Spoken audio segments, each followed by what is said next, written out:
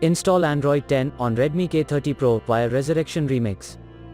Please check the description for important notes and all the download links. First download ROM and GApps packages, then transfer the downloaded files to the phone storage, link is in the description below.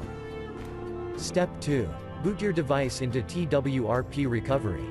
Once in TWRP, click on Wipe, Advanced Wipe, and select the check boxes, as shown in the image, excluding internal storage. Step 4. Swipe the button to wipe the device. Step 5. Go back to the recovery main screen, and tap on the Install button.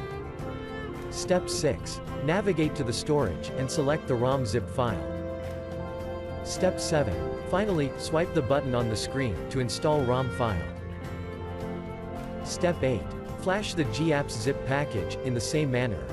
Step 9. After GApps flashing completes, select Wipe Cache and Dalvik from bottom left side of screen, and swipe to wipe. Step 10. When the flashing process is complete, hit Reboot System.